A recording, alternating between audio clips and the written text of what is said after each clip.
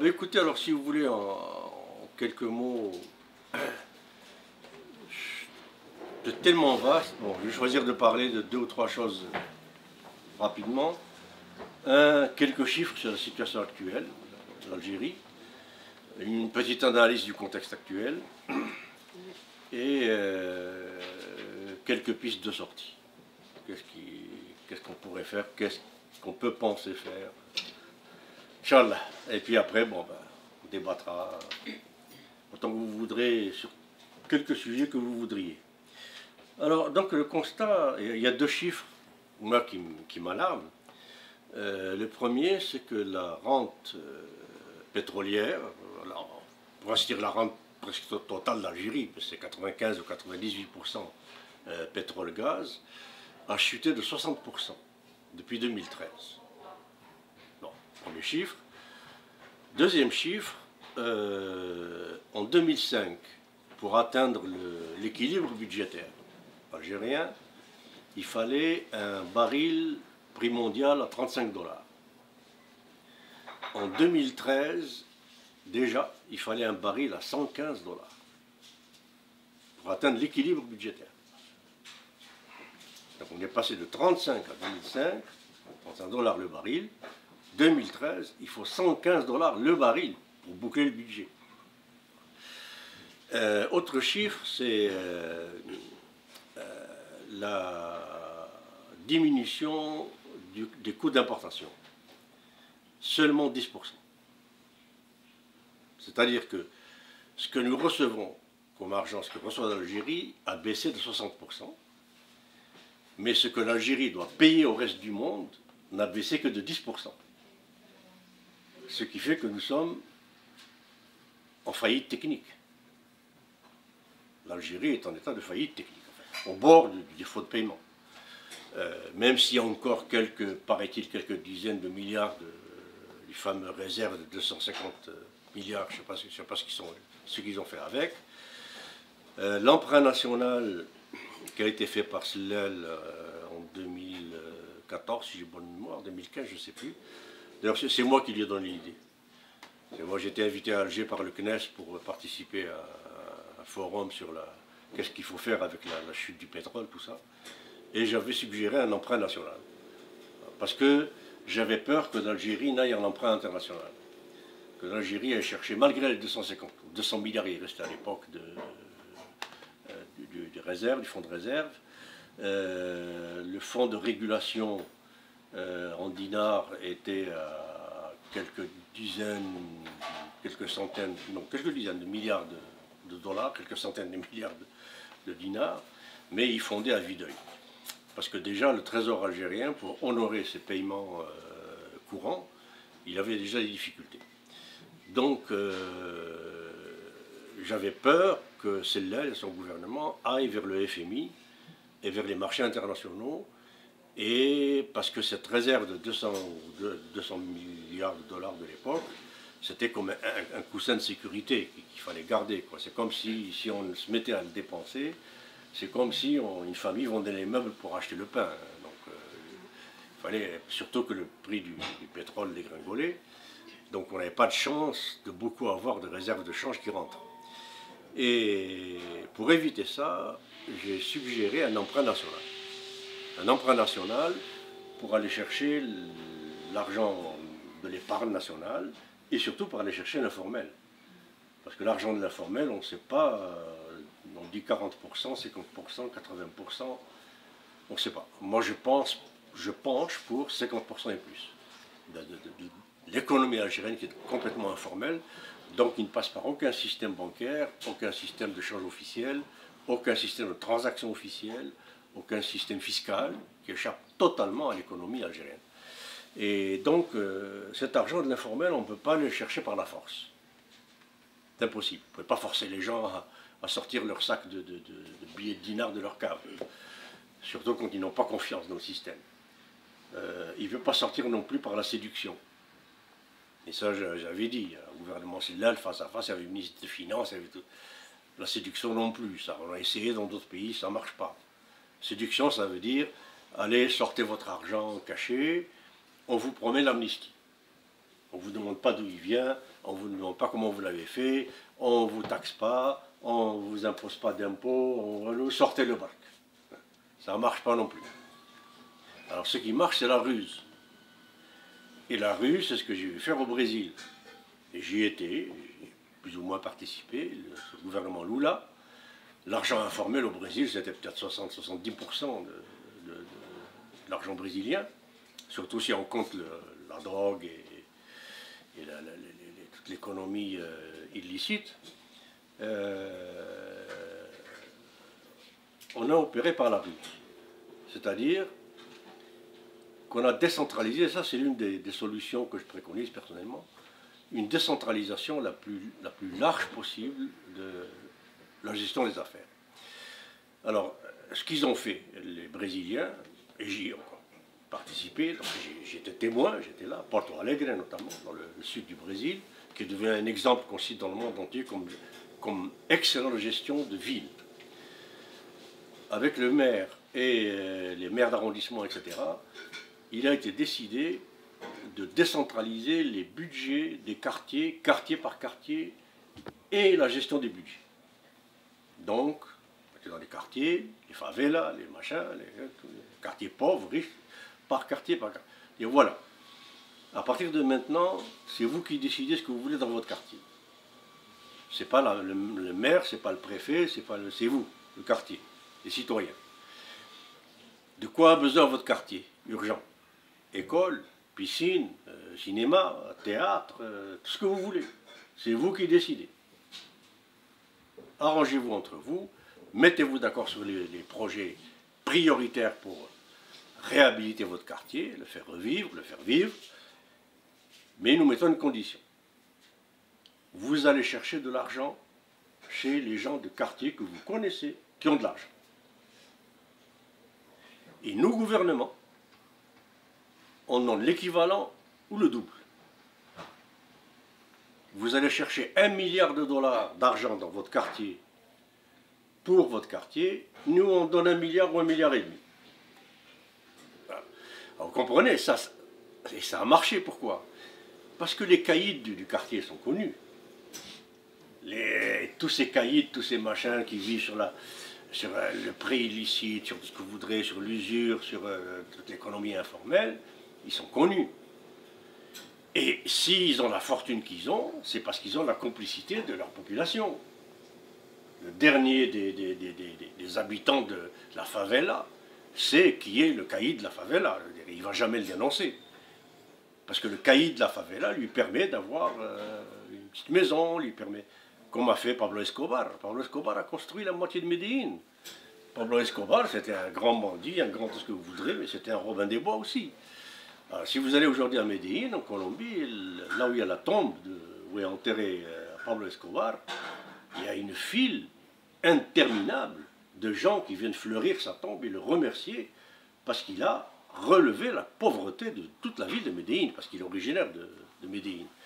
La seule faute qu'il a commise, parce qu'il y a 3 cartels, je dis ça parce qu'en Algérie on n'est pas indemne de ça non plus, hein. 3 grands cartels de l'économie illicite en Colombie, les Rodriguez, les Ochoa et les Escobar. Alors la règle d'or, depuis toujours, dans l'Amérique latine en général, la règle d'or c'est trafiquer, mais ne vous mêlez pas de politique. Et nous politiciens, on prend notre part, et chacun son métier. Or Pablo Escobar, il a commis la faute impardonnable, c'est pour ça qu'il a été tué, alors que les Rodriguez et les Ochoa sont toujours là, toujours riches, toujours vivants. Il a rompu la règle d'or, c'est-à-dire qu'il s'est fait élire sénateur.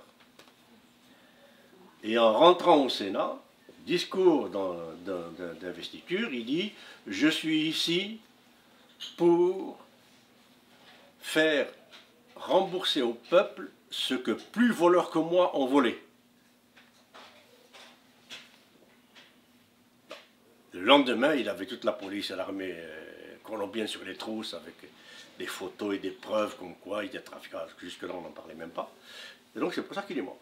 Alors, donc, la ruse, c'est ça. Tout d'un coup, les quartiers de Porto Alegre se sont mis à sortir de l'argent, la caisse du quartier, etc. Et C'est comme ça qu'on a pu sortir l'argent de l'informel. Alors malheureusement, ça, j'ai pas pu terminer mon exposé avec Sellel et son gouvernement. J'avais commencé à expliquer ça, mais quelqu'un a dit oui, le Brésil, les favelas, la violence, ceci, cela, je sais pas quoi. Enfin bon, le Brésil c'est le Brésil, nous c'est nous. Voilà, c'est un peu... Donc on ne veut pas savoir, on ne veut pas. Mais ils l'ont fait. 2 mois après, 3 mois après, Sellel déclare emprunt national, mais il a fait exactement la bêtise à ne pas faire, c'est-à-dire promettre une amnistie et un impôt minimal de 7% sur tout l'argent informel qui sort. Bon. Alors l'argent informel ne sort pas comme ça, il n'est pas sorti. Donc l'Algérie est dans une faillite technique, multidimensionnelle. Alors, partant de ce constat, qu'est-ce qu'il faut faire maintenant avec cette crise? Alors, il faut commencer par la caractériser, cette crise. Est-ce que c'est une crise de réajustement politique? Non. Est-ce que c'est une crise de réajustement économique? Non. Est-ce que c'est une crise de réajustement d'équilibres sociaux? Non. C'est une crise de réajustement structurel. C'est-à-dire une crise de correction de tout ce qui fait la situation algérienne dans ses structures, c'est-à-dire en profondeur. Et ça ne peut pas se régler en appliquant l'article 102 de la Constitution. Parce que ça, c'est juste un réajustement au niveau politique avec les mêmes prémices et les mêmes textes, quoi, les mêmes textes fondamentaux. Donc, réajustement juste économique non plus, parce que l'économique et le politique ne peuvent pas se dissocier. Toute économique politique, toute politique est une économie. Donc, le problème algérien est un problème structurel et complexe. On n'est pas les seuls, la planète entière ou presque est là-dedans. Je mettrai des exceptions pour les tigres et les dragons de l'Asie, et l'Allemagne et la Scandinavie. Ça, ce sont des pays qui échappent jusque-là assez significativement à cette crise structurelle mondiale qui est due au néolibéralisme. Donc, il faut appeler les choses par leur nom. C'est le néolibéralisme qui nous a mis dans la situation dans laquelle on est. Ce qui arrive aujourd'hui, enfin, qui a aggravé la situation, avec les taxis. Et quoi ça? Les taxis sont en train de se suicider, les pauvres taximans. Pourquoi? Parce que c'est le néolibéralisme qui dit liberté d'entreprendre, liberté de concurrence, chacun est libre de faire le taxi comme il veut, etc. Oui, mais il y a Uber qui a déjà faussé les jeux.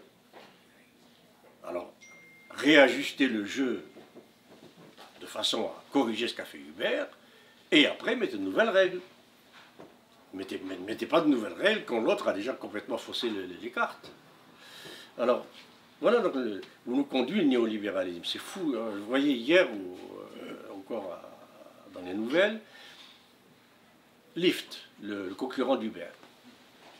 Je parle de tout ça parce que l'Algérie, malheureusement, on est aussi complètement enfoncé dans le système néolibéral sans le savoir. C'est au moment où on en était conscient. Des conséquences et des logiques de ce système. Donc Lyft, qui est le concurrent de Uber, vient de rentrer en bourse pour battre de vitesse Uber.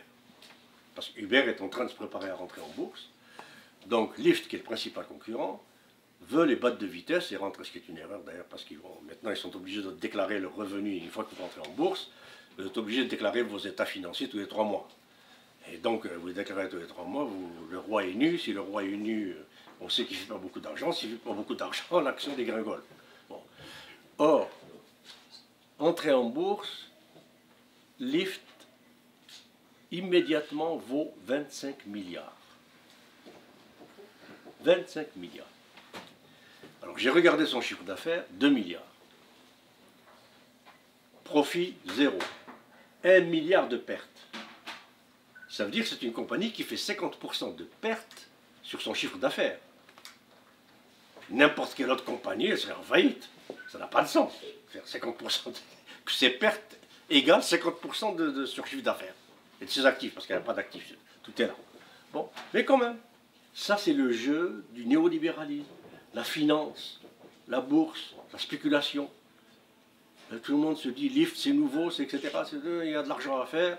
L'action a commencé à se vendre à 75 $. Là, il a fini la journée à 87.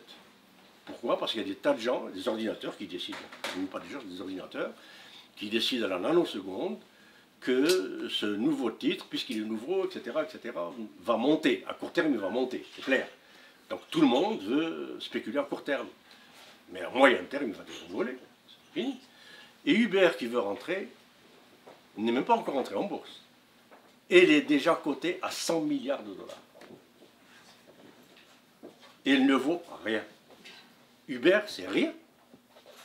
C'est une application, un téléphone. Voilà. Ce 100 milliards, c'est du vent. Ce 100 milliards, il vaut mieux le brûler que le sortir de la bourse et le dépenser. Parce que vous le sortez de la bourse et vous le dépensez, c'est de la pure hyperinflation. Parce que c'est de l'argent qui ne vient d'aucune activité productive. C'est de l'argent qui vient de rêves. C'est virtuel. Hein? C'est de l'argent virtuel.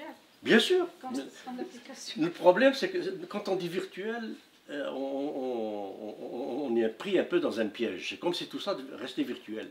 Mais malheureusement, ça ne reste pas virtuel parce que cet argent sort de la bourse et vient acheter des biens et des services. Ça se concrétiser. Voilà. Et les biens et services qu'il achète, il les achète sans aucune contrepartie de produits et de services équivalents.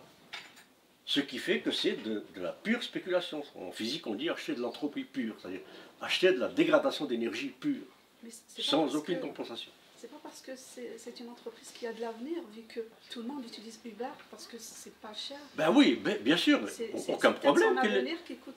Aucun problème qu'elle ait de l'avenir, mais qu'à la bourse, elle vaille ce qu'elle vaut. C'est-à-dire 20 000 $. Pas 100 milliards. Voilà. Alors la bourse, c'est le casino. La bourse, quand vous placez de l'argent à la bourse, vous ne placez pas de l'argent, vous jouez au casino. Or, le casino, c'est la multiplication de l'argent pour l'argent, sans aucune espèce de logique. D'ailleurs, ça dépasse complètement la logique humaine maintenant, puis c'est les ordinateurs qui décident en nanosecondes. Vous avez de l'argent à la bourse, vous dormez, le lendemain, vous êtes ruiné, ou vous êtes plus riche, et vous ne savez même pas pourquoi. C'est les ordinateurs qui décident.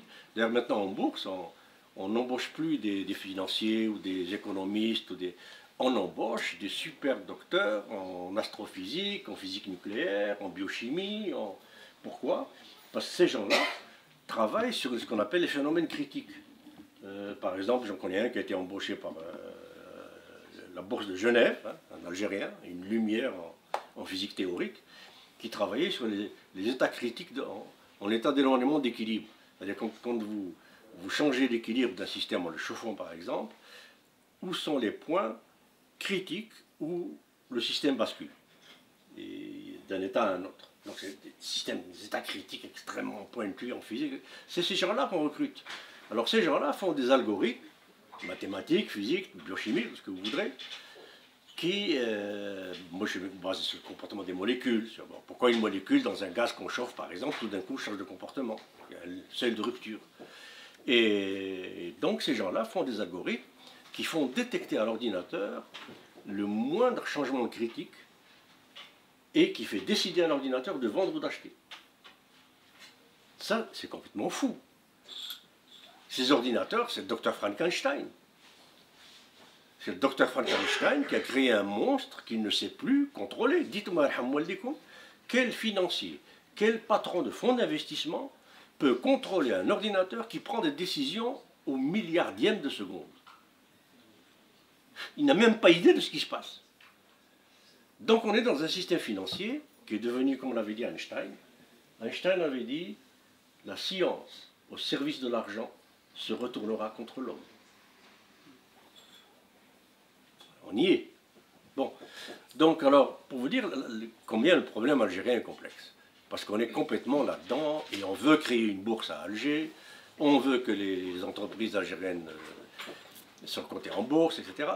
Alors, pour aller un peu plus vite dans les voies de solution, donc, comme c'est un problème complexe, dans les phénomènes complexes, les théories du chaos, tout ça, bon, les phénomènes complexes, on sait que les choses sont multidéterminées, donc il y a une multitude de causalités, et que les choses sont...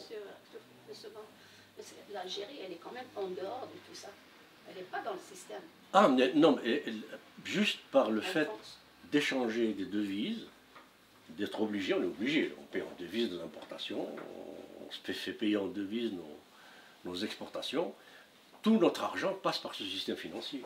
On n'a pas le choix. Alors, directement ou indirectement, il a un effet sur l'Algérie. La valeur du dinar, par exemple. La valeur relative du dinar par rapport à la devise. Qu'on le veuille ou non, nous y sommes. Puisque nous ne sommes pas en autarcie, on n'a pas fait comme la Malaisie, on n'a pas fait comme l'Islande. L'Islande a nationalisé tout le système financier de son pays. Les banques en Islande sont des banques nationalisées. Mais non, c'est la production nationale qui a fait en sorte que la valeur du dinar soit comme elle est aujourd'hui. Oui. Plus que l'influence internationale. Oui, mais il y a quand même... Donc on paye en oui, devises. oui, mais il y a quand même le fait qu'une énorme masse de dinars a toujours été utilisée pour être transformée en devise. Oui, c'est sûr que... Alors c'est voilà, donc juste l'offre et la demande, ça fait que n'importe quel Algérien veut transformer son dinar en devise. Oui, ça c'est sûr. Au niveau de... oui. Et oui, et donc ça joue. Alors donc, l'Islande a nationalisé. Voilà.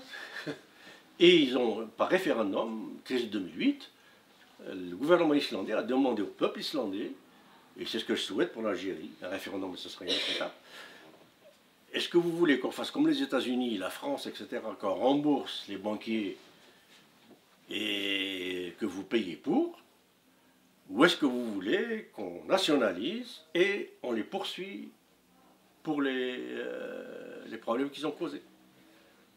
Le peuple islandais a dit on nationalise et on poursuit. Ce qui fait que les banquiers, les financiers d'Islande se sont retrouvés devant les tribunaux, pendant que ceux des États-Unis et de France qui ont créé le problème se sont retrouvés remboursés, non seulement remboursés, mais remerciés, etc. Et encore plus, comme la Banque fédérale américaine, par exemple, est privée, elle n'est pas publique, la Banque fédérale. Elle appartient à un groupe de 13 banques, dont celles qui ont provoqué la crise, c'est-à-dire Lehman Brothers, comment ça s'appelle, Goldman Sachs, etc., etc. Et on n'a rien pour trouver Rothschild. Et donc maintenant, alors regardez un peu ce que ça fait. C'est de la folie furieuse. Ça fait que la Banque fédérale, qui appartient à 13 banques privées, qui sont les banques qui ont créé le problème de 2008, ont fait imprimer, sur ordre de l'État américain, 15 000 milliards de dollars pour se rembourser eux-mêmes. Et maintenant, ils demandent à l'État américain, tu nous rembourses les 15 000 milliards que tu as imprimés parce que la Fed nous appartient, avec intérêt. Mais ça, c'est possible parce que les États-Unis, ce n'est pas un pays. Les États-Unis, c'est un jeu de Lego entre les mains de 200 familles hyper financières. C'est tout. Les Rockefeller, les Rothschild, les JP Morgan, etc. C'est ceux-là qui font toutes les règles du jeu. Bon, donc la complexité, c'est multicausalité, une multitude de causalités, et c'est aléatoire. Donc on ne sait pas ce qui peut se produire d'une seconde à l'autre, et ce qu'on appelle les seuils de rupture sont absolument incontrôlables. Bon. Donc dans ces conditions-là, il y a deux façons d'agir en situation de complexité. Enfin deux ou trois, plusieurs, mais bon.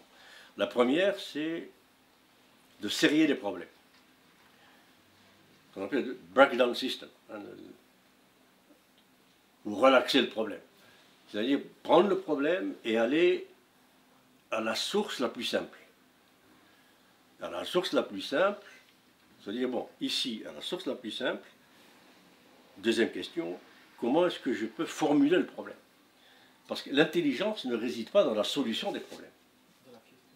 L'intelligence réside dans la formulation des problèmes.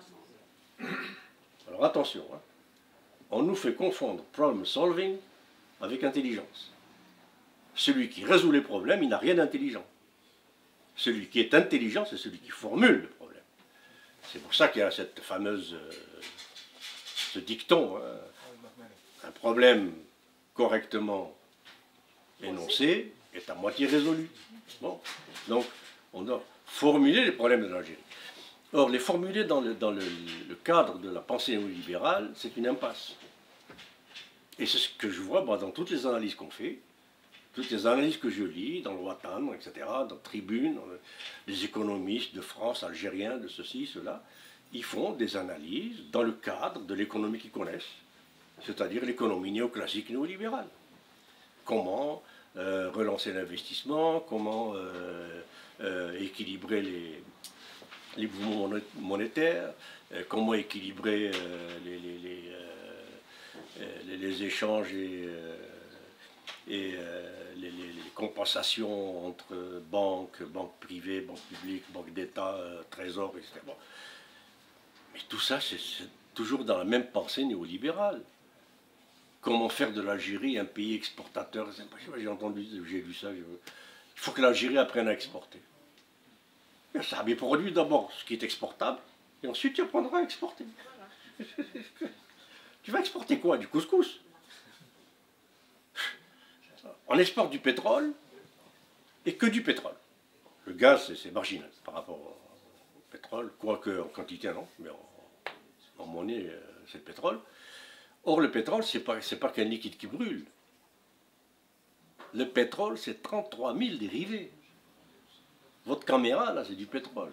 Mes lunettes, votre rouge à lèvres, votre parfum, vos chaussures, les médicaments, bien sûr. 33 000 dérivés. Or, en Algérie, qui est un pays pétrolier, il n'y a pas un dérivé de pétrole. Sous Boumedienne, on avait commencé la pétrochimie. Je me rappelle, j'étais à Sonatrach, on avait commencé des complexes pétrochimiques pour transformer le pétrole en Algérie. Ammoniac, engrais azoté, etc. Et puis, tout ça, c'est parti. Alors, chaque litre de pétrole qu'on exporte, on exporte avec 33 000 produits qu'on pourrait faire chez nous. Mais ils sont faits ailleurs et on les achète ailleurs. Bon. Donc, voilà, formuler le problème.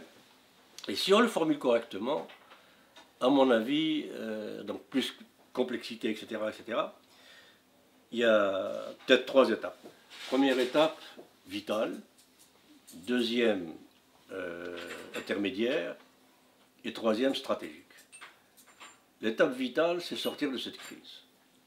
On ne peut pas continuer avec le peuple dans la rue et un gouvernement autiste qui est enfermé dans sa schizophrénie.